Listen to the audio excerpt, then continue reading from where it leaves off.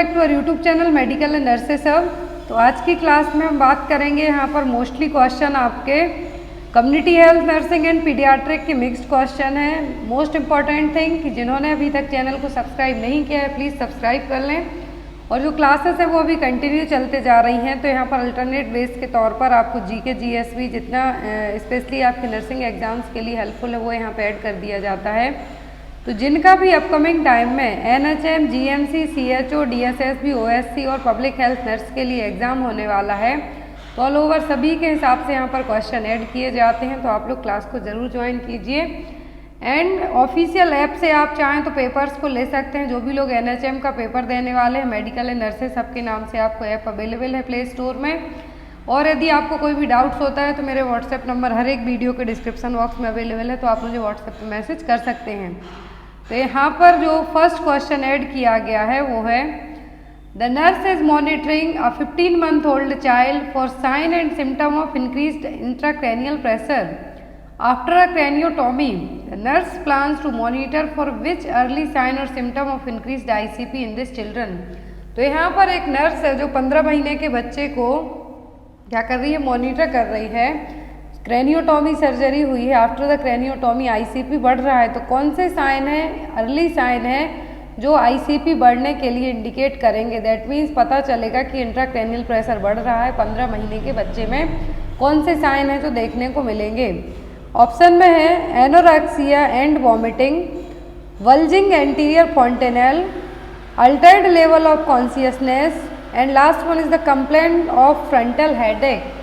तो बच्चे की एज कितनी है, 15 मंथ है। क्या है, 15 मंथ बच्चे की एज है। तो यहाँ पर जो एज के अकॉर्डिंग आपको ध्यान से देखिए, क्वेश्चन एज के अकॉर्डिंग पूछा है कि आईसीपी के अर्ली साइन क्या हैं, बड़े हुए आईसीपी के अर्ली साइन क्या हैं। तो यहाँ पर आपका जो राइट आंसर होगा वो क्या होगा, तो जो एंटीरियर फॉन्टेनेल हैं, जनरली फॉन्टेनेल हैं, एंटीरियर क्या होते हैं यहाँ पर जो बच्चे में आपको 15 महीने के बच्चे में देखने को मिलेगा होगा फॉन्टेनेल। यदि 18 महीने की एज तक के बच्चे में, आप ध्यान से देखिए क्वेश्चन, यदि 18 मंथ की एज ग्रुप तक के बच्चे में कहते हैं आईसीपी के अर्ली साइन, तो वो होगा वल्जिंग एंटीरियर फॉन्टेनेल। क्या होगा, वल्जिंग एंटीरियर फॉन्टेनेल। क्यों होगा, क्योंकि जो 18 महीने तक की एज होती है बच्चे की, उसमें जो एंटीरियर फॉन्टेनेल है वो क्लोज नहीं हो पाता। जो पोस्टीरियर फॉन्टेनेल है और ऑक्सीपिटल फॉन्टेनेल है वो जल्दी क्लोज हो जाते हैं, लेकिन जो एंटीरियर फॉन्टेनेल है ये क्लोज होते हैं 18 मंथ की एज में, 12 to 18 मंथ की एज में। तो यहाँ पर आपको क्या मैंने याद रखना है कि यदि 18 महीने तक के बच्चे में पूछते हैं आईसीपी के अर्ली साइन तो होंगे वल्जिंग एंटीरियर फॉन्टेनेल। यदि यहाँ पर बात करें अप टू 18 मंथ, क्या है अप टू 18 मंथ में, तो अर्ली साइन क्या है, वल्जिंग फॉन्टेनेल। लेकिन यदि 18 महीने की एज के बाद बात करते हैं तो अर्ली साइनों का वॉमिटिंग। आपको ये चीज़ अपने माइंड में सेट करके रखना है। यदि 2 साल के बच्चे में कहते हैं कि आईसीपी का अर्ली साइन क्या है, तो वो होगा एनोरेक्सिया एंड वॉमिटिंग। लेकिन यहाँ पर 18 महीने से कम में कहें तो एंटीरियर फॉन्टेनेल बल्जिंग, क्योंकि ये क्लोज नहीं हो पाता 18 महीने तक। और एडल्ट में आता है, यदि यहाँ पर यही चीज़ एडल्ट के लिए कहते कि आईसीपी का अर्ली साइन क्या है, तो वो होगा altered level of consciousness.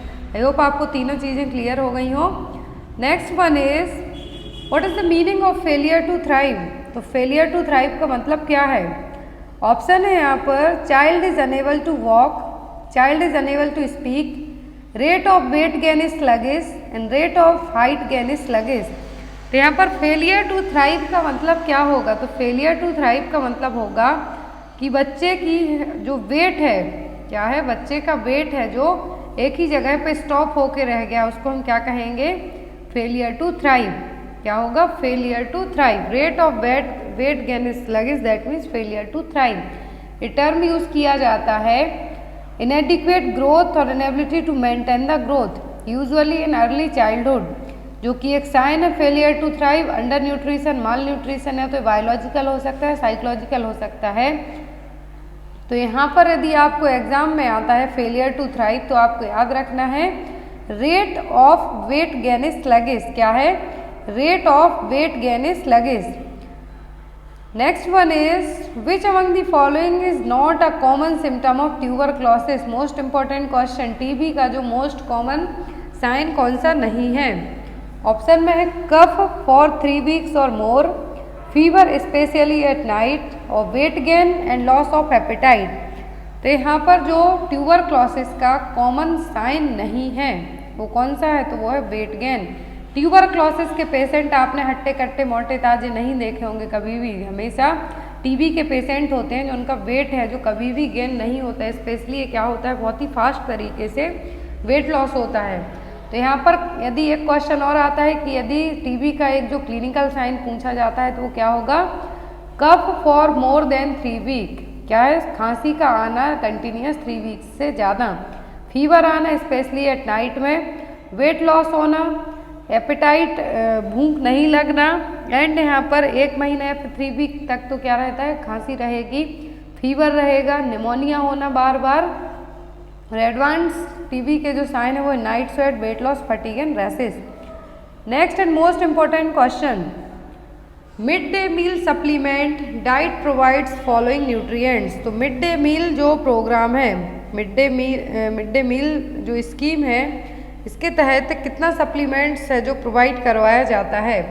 Option में है 200 kilo calories and 7 to 10 gram protein, 300 calories and 8 to 12 gram protein, 300 calories and 14 to 16 gram protein, and 200 calories and 6 to 8 gram of protein.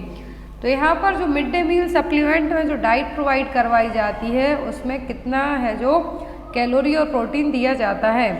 जो mid day meal scheme है, mid day meal scheme कब आई थी, 1995 में, 1995 में।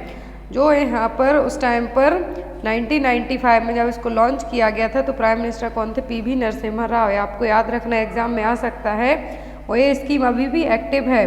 तो यहाँ पर आपको जो मिड डे मील सप्लीमेंट में डाइट दी जाती है उसमें कितना होता है, 300 calories and 8 to 12 gram of protein. In this scheme, children 1st to 5th should achieve 100 gram food per student and 3 calories and 8 to 12 gram of protein. तो mid day meal scheme के तहत 300 calorie दी जाती है और 8 से 12 gram protein. और किनको दिया जाता है, जिनकी जो क्लास स्टैंडर्ड 1st ग्रेड से लेके 5th ग्रेड तक के बच्चों को दिया जाता है 100 ग्राम फूड पर स्टूडेंट, जिसमें उनको 300 कैलोरी और 8 से 12 ग्राम प्रोटीन है जो मिल जाता है। नेक्स्ट वन इज, ये क्वेश्चन अभी रिसेंट में एग्जाम में आया हुआ था। क्वेश्चन है, a nurse is taking care of a patient with closed chest drainage and observe constant bubbling in the water seal compartment during both inspiration and expression, what the nurse should concluded.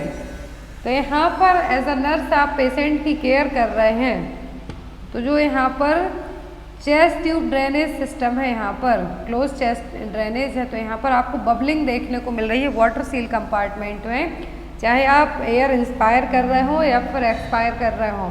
तो ये क्या होगा, the system is functioning normally, the patient has developed pneumothorax, the chest tube is obstructed, the system has an air leak.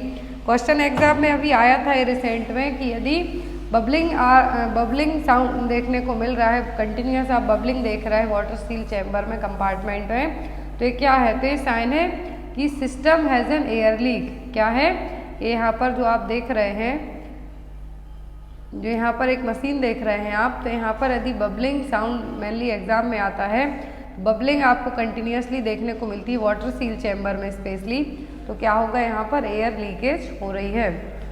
Next one is, which of the following is not included in the quadruple screening test में क्या include नहीं है। Option में है unconjugated estriol, alpha fetoprotein, HCG and inhibin B. तो यहाँ पर क्या है जो इंक्लूडेड नहीं है, जो टेस्ट है यहाँ पर प्रेगनेंसी में कंडक्ट करवाए जाते हैं, तो यहाँ पर कौन सा टेस्ट है जो क्वाड्रिपल का मतलब होगा 4 स्क्रीनिंग टेस्ट और क्वाड्रिपल स्क्रीनिंग टेस्ट हैं उनमें इंक्लूड नहीं है। तो यहाँ पर आपका आंसर होगा वो होगा इनहिबिन बी। क्या होगा, इनहिबिन बी। जो क्वाड्रिपल मार्कर स्क्रीनिंग टेस्ट होता है इसमें alpha fetoprotein, unconjugated estriol, HCG and dimeric inhibin A include होता है, ना कि इनहिबिन बी। इनहिबिन बी होता है जनरली जो इनफर्टिलिटी के लिए टेस्ट करवाया जाता है, इनहिबिन बी। तो यहाँ पर ओवेरियन ट्यूमर के लिए भी ये कभी कभी यूज़ किया जाता है, inhibin A and inhibin B. लेकिन यहाँ पर क्वाड्रिपल स्क्रीनिंग टेस्ट या फिर क्वाड का मतलब होता है 4, तो यहाँ पर जो क्वाड्रिपल में 4 स्क्रीनिंग टेस्ट इंक्लूडेड हैं, इनमें alpha fetoprotein, unconjugated estriol, HCG human chorionic gonadotropin hormone and dimeric inhibin A include है। फिर आता है triple marker test, double marker test, triple marker test and quadruple marker test. तो triple marker test में alpha fetoprotein, HCG और एस्ट्रॉयल है जो यहाँ पर चेक किए जाते हैं। यदि हाई लेवल है अल्फा फीटोप्रोटीन का, दैट मीन्स क्या है, न्यूरल ट्यूब डिफेक्ट है, एनेंसेफेली है। यदि लो है तो क्या है, बेबी के लिए ट्रायसोमी डेवलप हो सकता है 21, जिसको हम डाउन सिंड्रोम कहेंगे, या फिर एडवर्ड सिंड्रोम डेवलप हो सकता है। Next one is metronidazole is commonly used to treat. तो मेट्रोनिडाजोल किसको ट्रीट करने के लिए यूज़ की जाती है? टाइफॉइड, डिसेंट्री, कोलेरा या फिर डायरिया। जो मेट्रोनिडाजोल है, क्या है, मेट्रोनिडाजोल है जो किसके लिए यूज़ की जाती है? तो मेट्रोनिडाजोल यूज़ की जाती है डिसेंट्री को ट्रीट करने के लिए। जनरली ये मार्केट में किस नाम से मिलती है? फ्लैजाइल। किस नाम से मिलती है? फ्लैजाइल नाम से मिलती है, जो कि एक एंटीबायोटिक भी और एक एंटी प्रोटोजोल मेडिकेशन है। आपको याद रखना है कि मेट्रोनिडाजोल क्या है, एक एंटीबायोटिक की तरह भी काम करेगी और एंटी प्रोटोजोल की तरह भी काम करेगी। तो इसका जो यूज़ होता है मेट्रोनिडाजोल का अकॉर्डिंग टू ऑप्शन के, वो किस में होता है? होता है डिसेंट्री में। अब डायरिया और डिसेंट्री के बीच का एक जो डिफरेंस है, एग्जाम में यदि आपको आए तो बताना है कि जो डायरिया में फीकल का जो फीकल है, स्टूल है, किस टाइप का होगा? वॉल्यूमिनस होगा। लेकिन डिसेंट्री में स्कैंटी, स्टिकी होगा। ब्लड कभी भी डायरिया जब होता है पेशेंट को तो फीकल मटेरियल के साथ ब्लड नहीं आता, लेकिन डिसेंट्री में आता है। म्यूकस रहेगा और पस सेल्स भी रहेंगी और सीवियर स्ट्रेनिंग भी होगी ड्यूरिंग डेफिकेशन में डिसेंट्री में। लेकिन डायरिया में ये सब नहीं होगा। डायरिया में आपको याद रखना है कि ना तो ब्लड आता है, ना ही म्यूकस आएगा, और पस सेल्स भी बहुत ही कम होंगी और डेफिकेशन के टाइम पर ज़्यादा स्ट्रेन लगाने की ज़रूरत नहीं पड़ेगी। तो यहाँ पर जो आपको बीच का डिफरेंस याद रखना है, क्योंकि एग्जाम में आता है कि कौन से साइन डायरिया को डिसेंट्री से डिफ्रेंशिएट करेंगे, तो होगा ब्लड, म्यूकस दोनों हैं जो एब्सेंट रहते हैं फीकल मटेरियल में। Next one is which of the following perinatal infection disease is the mostly contagious. तो यहाँ पर सभी कंटेजियस डिसीज है, लेकिन यहाँ पर कहा है पेरीनेटल डिसीज। तो पेरीनेटल इन्फेक्शियस डिसीज कौन सी सबसे ज़्यादा कंटेजियस है? सिफिलिस, हेपेटाइटिस बी, HIV और हर्पीस सिम्प्लेक्स वायरस। तो यहाँ पर जो सबसे ज़्यादा कंटेजियस है वो है हर्पीस सिम्प्लेक्स वायरस। कौन सी है? हर्पीस सिम्प्लेक्स वायरस है जो सबसे ज़्यादा कंटेजियस है। पेरीनेटल इन्फेक्शन की बात हो रही है तब। तो HSV क्या है? Herpes simplex virus. ये बेबी को क्या हो सकता है? सबसे ज़्यादा है जो कॉमनली यहाँ पर पूछा है और सबसे ज़्यादा कंटेजियस है, तो क्या होगा? HSV virus. Herpes virus can also be spread to the baby if a mother has a blister caused by herpes on her breast। देखिए यहाँ पर आपको इसका रेशनल भी मिल जाएगा कि बच्चों में पेरीनेटल टाइम में बच्चों में है जो सबसे ज़्यादा रिस्क क्यों रहेगा? हर्पीस सिम्प्लेक्स वायरस का ही, क्योंकि यदि मदर के ब्रेस्ट में या फिर आसपास एक भी ब्लिस्टर है, बेबी ब्रेस्ट फीड करेगा, क्या होगा? अफेक्टेड ब्रेस्ट से यदि बेबी ने ब्रेस्ट फीड किया तो बेबी के लिए फर्स्ट 4 वीक आफ्टर बर्थ के भी इन्फेक्शन होने के चांसेस रहेंगे, तो वो भी पेरीनेटल इन्फेक्शन में ही कंसीडर किया जाएगा। तो यहाँ पर जो कॉमनली वो इजीली बच्चे को होगा, जो जिसको हम हाईली कंटेजियस कह रहे हैं, वो क्या होगा? Herpes simplex virus. Next one is within what period of post delivery should RH-D immunoglobulin be given to appropriate candidate to prevent anti-D isoimmunization। तो anti-D isoimmunization से प्रिवेंट हम बच्चे को कैसे कर सकते हैं? ऑप्शन में है यहाँ पर 12 घंटे में, 24 घंटे में, 72 घंटे में या फिर 80 घंटे में। तो RH आइसोइम्यूनाइजेशन बेबी को प्रिवेंट करने के लिए और मदर के लिए भी हमें कितने घंटे के अंदर है जो RH-D इम्यूनोग्लोबुलिन एडमिनिस्टर करनी है? तो कितने घंटे के अंदर करनी है RH-D इम्यूनोग्लोबुलिन मेडिसिन? 72 घंटों के कितने विदिन 72 घंटों के अंदर है जो हमें क्या करना है, प्रेग्नेंट लेडी के जो मदर है उसके लिए डिलीवरी के बाद, पोस्ट डिलीवरी के बाद विदिन 72 घंटों के अंदर RH-D इम्यूनोग्लोबुलिन एडमिनिस्टर करना है D isoimmunisation, anti D isoimmunisation से प्रिवेंट करने के लिए। Next one is which of the following perinatal infection disease can be prevented by post delivery passive active isoimmunisation of the neonates.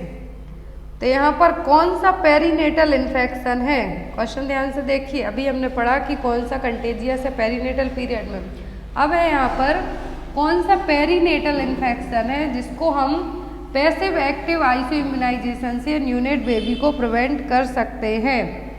Option में HSV, herpes simplex virus, syphilis, hepatitis B virus and cytomegalovirus CMV।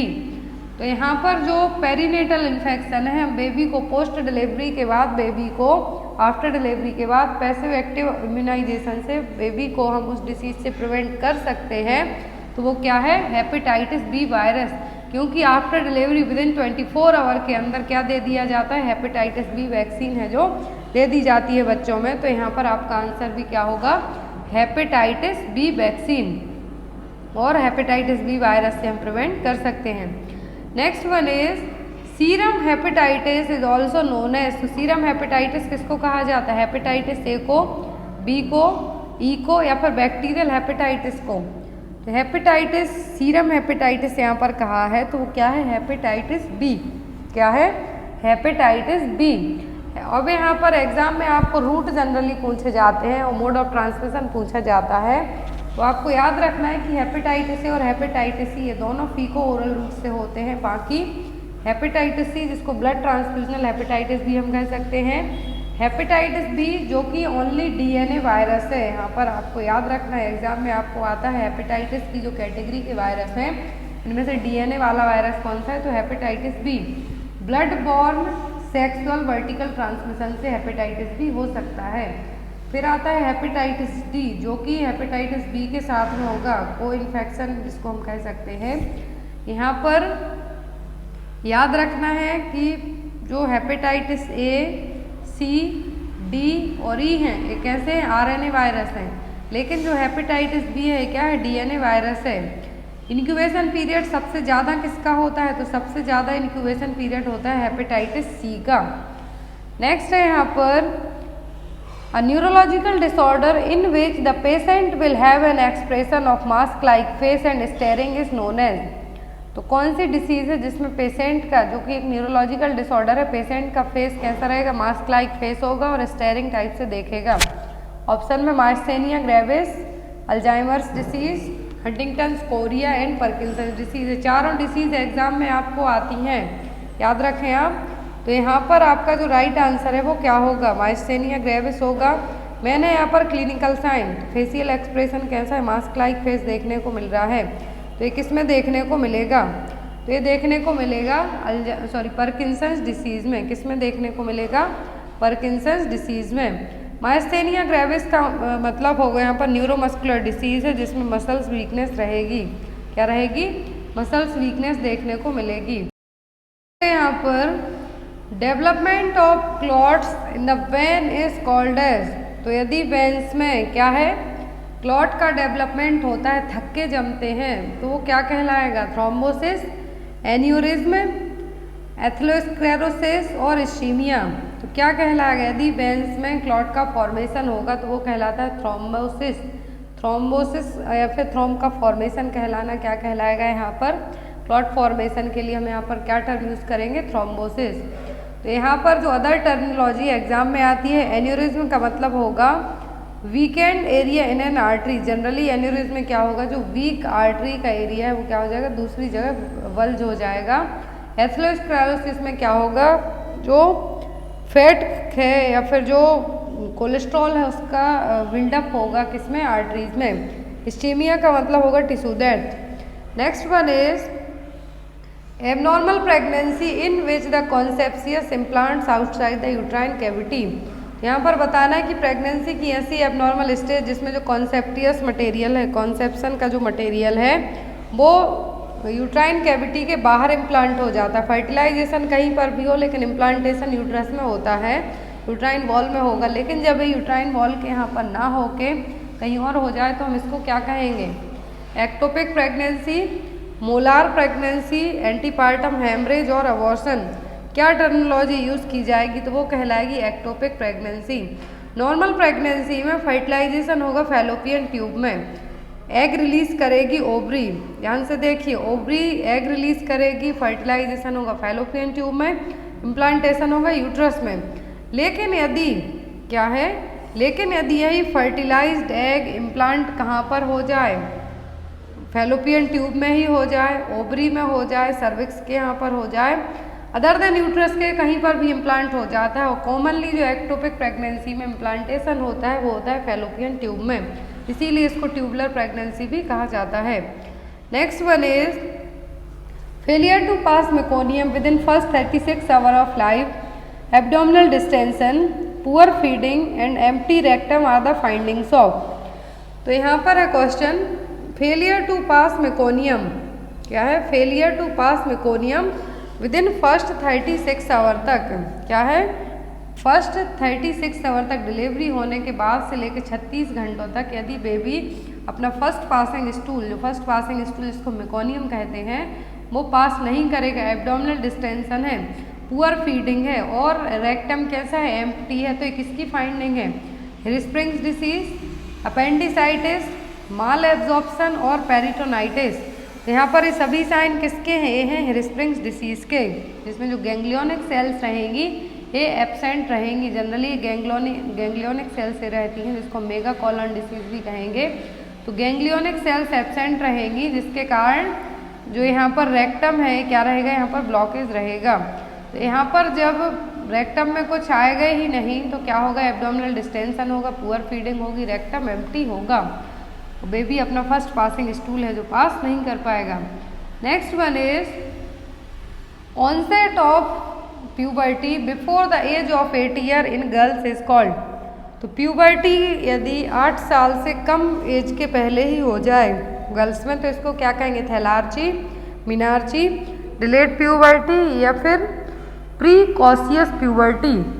क्या हम term use करेंगे यदि puberty before onset हो जाए, 8 साल से भी कम एज में हो जाती है प्यूबर्टी, तो यहाँ पर हम उसके लिए क्या टर्म है जो यूज़ करेंगे?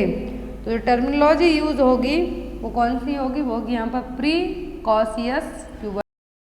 तो 8 साल के पहले यदि प्यूबर्टी आ जाती है, पीरियड्स आना स्टार्ट हो जाते हैं अदर, और जो साइन है प्यूबर्टी के साइन दिखाई देने लगेंगे, उसको हम क्या कहेंगे? वो स्टेज कहलाएगी प्रीकॉशियस प्यूबर्टी।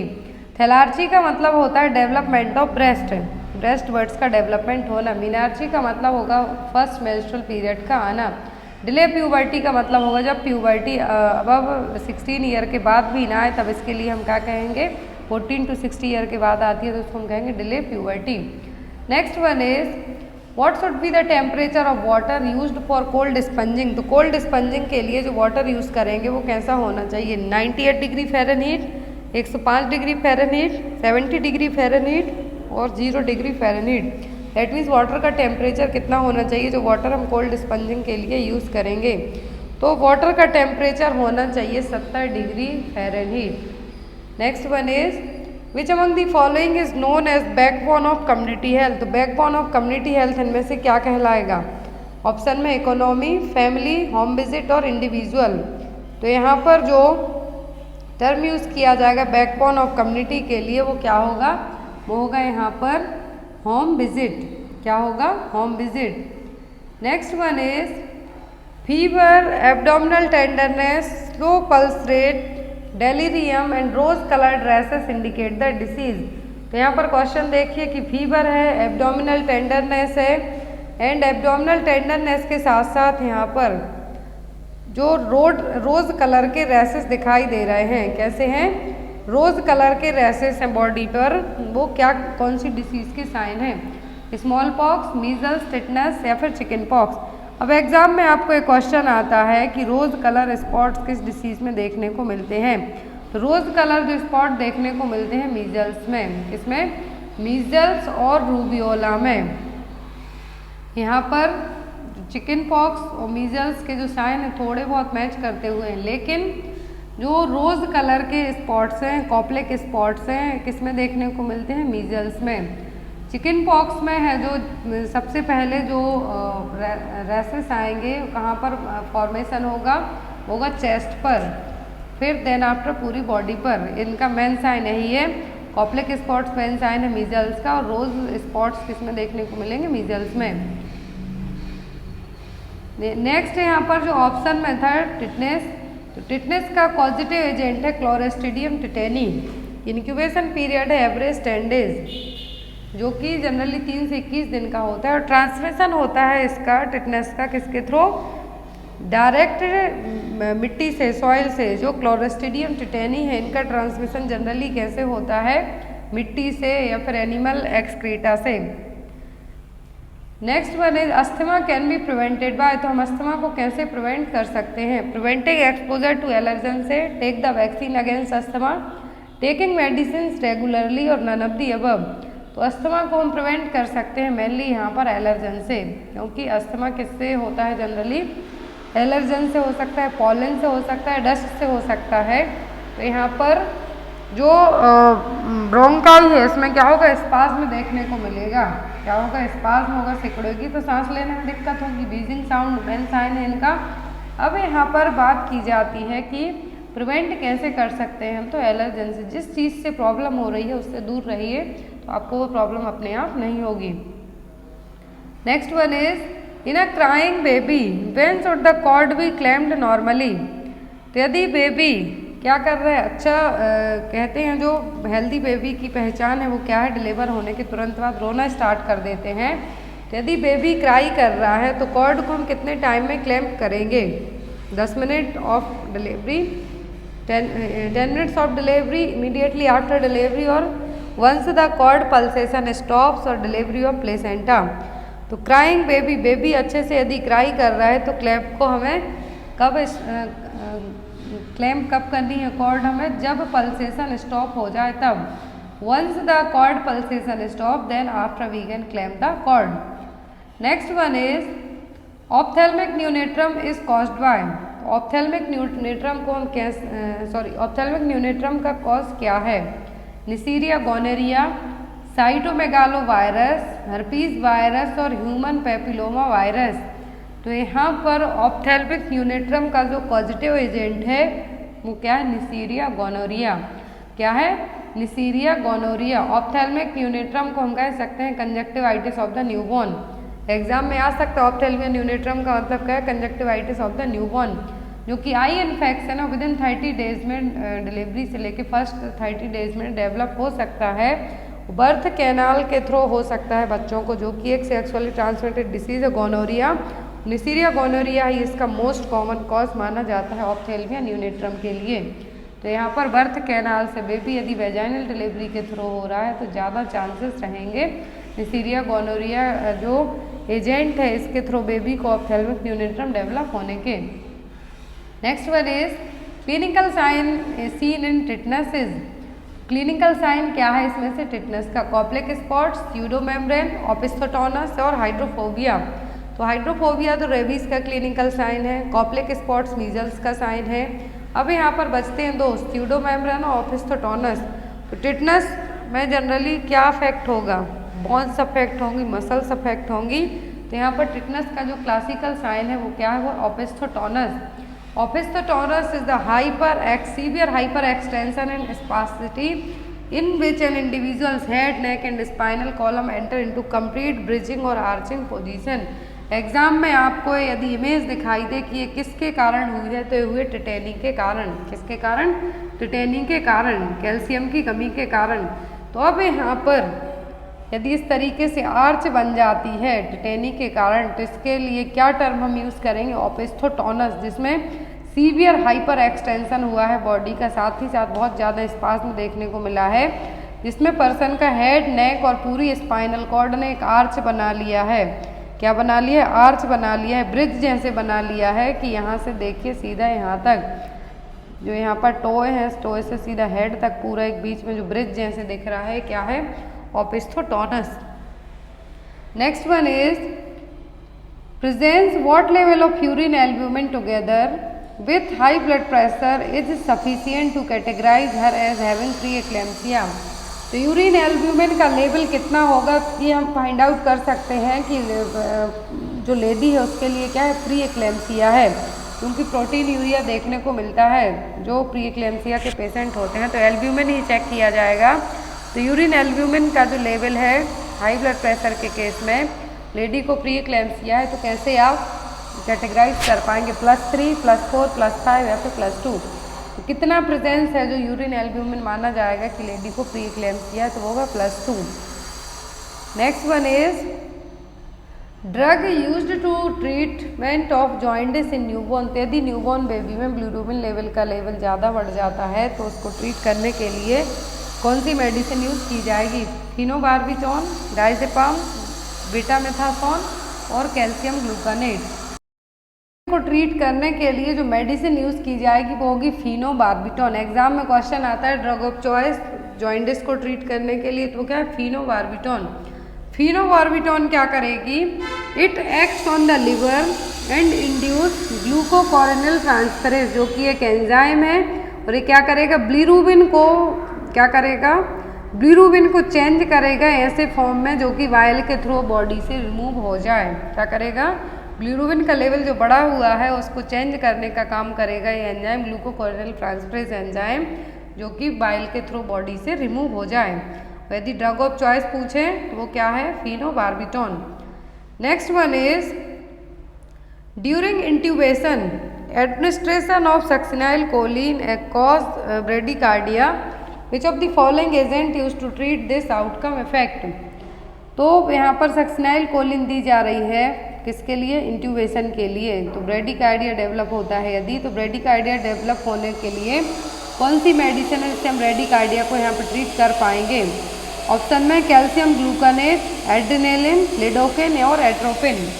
जो मेडिसिन यूज़ की जाएगी ब्रेडिकार्डिया के इफेक्ट को कम करने के लिए, ट्रीट करने के लिए, वो होगी atropine. Next and most important question, RH negative mother delivered a baby which among the following test is more likely to the ordered for the baby. Question ध्यान से देखिए कि मदर RH नेगेटिव है, क्या है, मदर RH नेगेटिव है, RH negative mother है, तो बेबी को डिलीवर किया है मदर ने, तो बेबी के लिए कौन सा टेस्ट किया जाएगा। यदि मदर पूछें तो अलग है और बेबी पूछें तो अलग है, तो बेबी के लिए पूछा है कौन सा टेस्ट किया जाएगा, blood culture, direct Coombs test, indirect Coombs test और एक्सरे। तो यदि RH नेगेटिव मदर है, बेबी को डिलीवर किया है, तो जो टेस्ट बेबी के लिए करवाएंगे वो होगा डायरेक्ट कॉम टेस्ट। कौन सा होगा, डायरेक्ट कॉम टेस्ट। यदि यहाँ पर इनडायरेक्ट कॉम टेस्ट कहते तो मदर के लिए परफॉर्म किया जाता, किसके लिए, मदर के लिए किया जाता। लेकिन यदि डायरेक्ट कॉम टेस्ट की बात हो रही है यहाँ पर, एंटी ह्यूमन ग्लोबुलिन टेस्ट इसको हम कहते हैं, कॉम टेस्ट, तो वो किसके लिए है, बेबी के लिए। Next one is which of the following is the typical main symptom of mall rotation. तो माल रोटेशन का एक टिपिकल सिम्टम कौन सा है, abdominal pain, abdominal distension, bloody stool और विलियस वॉमिटिंग। तो माल रोटेशन का मतलब है जिस जगह जो बॉडी का पार्ट होना चाहिए, इंटेस्टाइन्स होनी चाहिए, वो उस जगह ना होकर कहीं और होंगी, तो पूरी बॉडी के फंक्शन ही डिस्टर्ब होंगे। जो टिपिकल सिम्टम होगा वो होगा विलियस वॉमिटिंग। कैसी होगी, विलियस वॉमिटिंग। ये देखिए माल रोटेशन में जो नॉर्मल पिक्चर यहाँ पर फर्स्ट पिक्चर दिखा रही है इंटेस्टाइन की प्रॉपर पोजीशन, लेकिन जो सेकंड पिक्चर है माल रोटेशन को रिप्रेजेंट कर रही है। माल रोटेशन एक बर्थ डिफेक्ट है जिसमें आपकी इंटेस्टाइन जो कि प्रॉपरली और कम्प्लीटली रोटेट नहीं हो पाती हैं अपनी नॉर्मल पोजीशन में। और कब होगा, डेवलपमेंटल लाइफ में, ऐसा नहीं कि बाद में होगा। तो यहाँ पर जनरली और ये अर्ली प्रेगनेंसी में, around 10th week of pregnancy में जब डेवलपमेंट होता है इंटेस्टाइन का, उसी टाइम पर ये डेवलप हो जाती हैं। तो यहाँ पर माल रोटेशन का जो फर्स्ट और मेन साइन है वो क्या है, विलियस वॉमिटिंग। नेक्स्ट वन इज, और यदि इमेज आपको इस तरीके से दी जाए कि ये क्या है, तो यह है malrotation. Next one is who are the beneficiaries of मुख्यमंत्री श्रमिक सेवा प्रसूति सहायता योजना। तो मुख्यमंत्री श्रमिक सेवा प्रसूति सहायता योजना के बेनिफिशियर दैट मीन्स लाभार्थी कौन है? Women with mental issue, menopausal women, pregnant women above the age of 18 years, women with the inability to bear a children.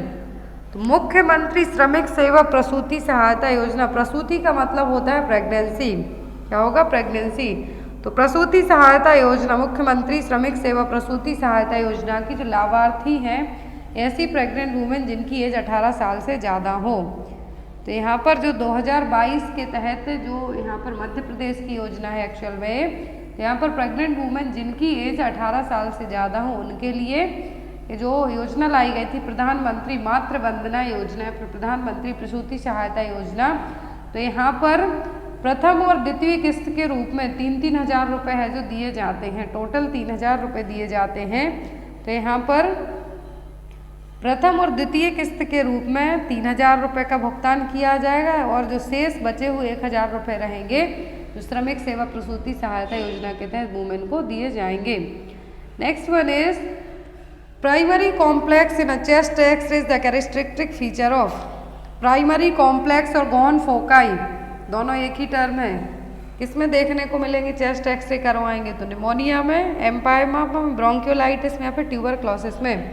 तो प्राइमरी कॉम्प्लेक्स और गॉन्स फोकाई किस में देखने को मिलते हैं?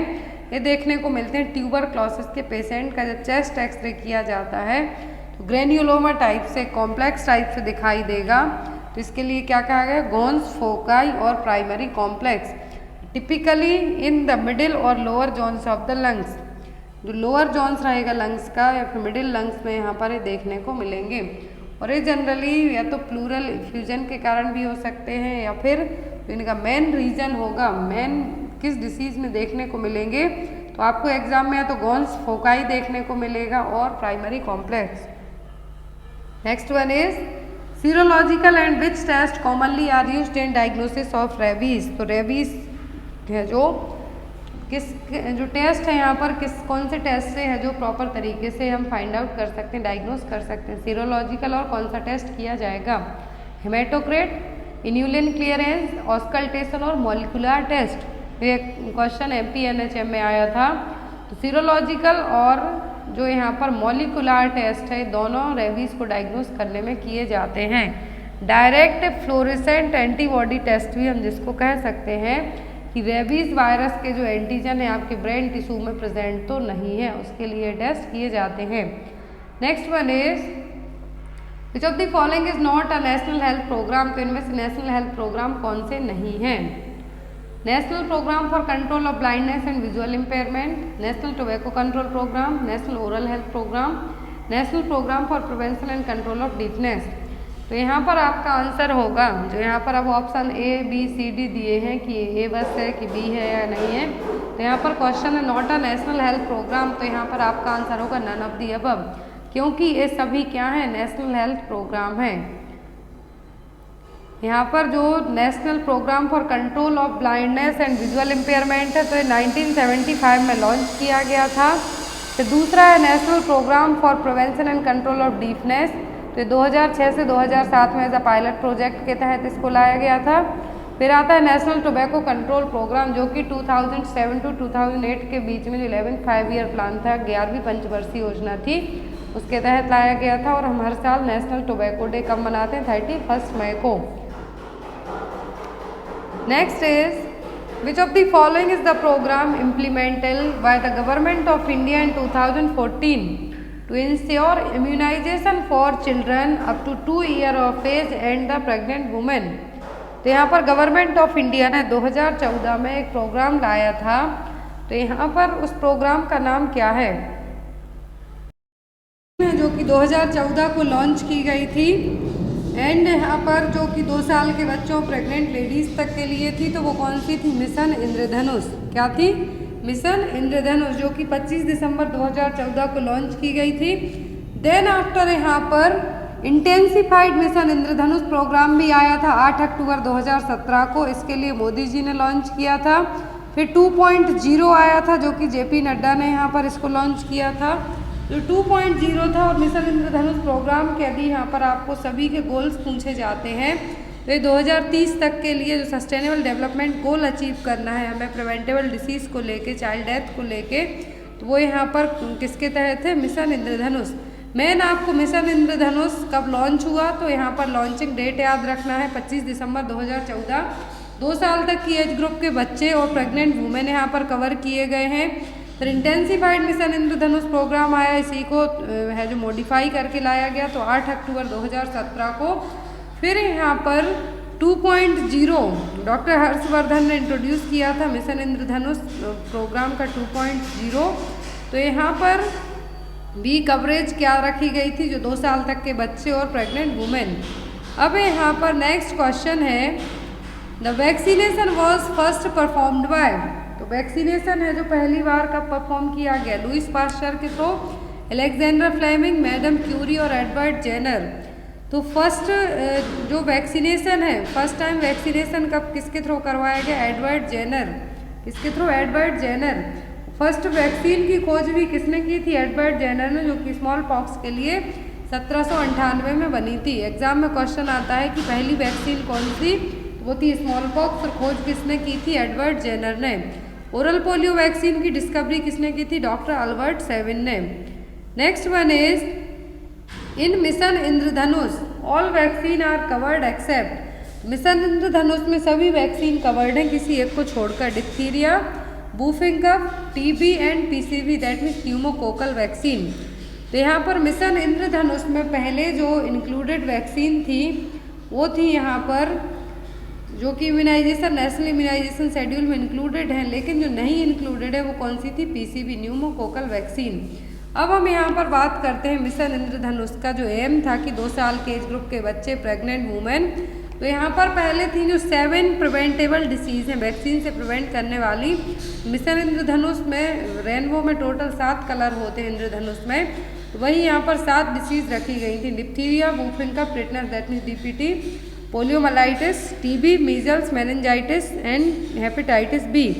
फिर यहाँ पर 4 वैक्सीन को और ऐड किया गया, पहले 7 थी जो टोटल पहले 7 रखी गई थी जो मिशन इंद्रधनुष प्रोग्राम बस था। फिर जैसे जैसे प्रोग्राम मॉडिफाई होते गया वैसे वैसे यहाँ पर वैक्सीन्स को भी ऐड किया गया।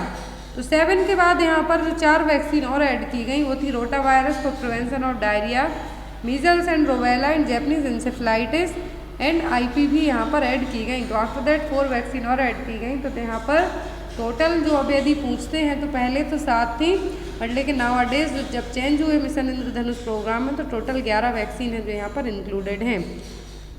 Next is the vaccines at primary health centre level are stored in, तो पीएचसी लेवल पर वैक्सीन किस में स्टोर की जाती हैं, आइसलैंड रेफ्रिजरेटर में जिसको हम आईएलआर भी कहते हैं, deep freezer, walk in cold room और कोल्ड बॉक्सेस।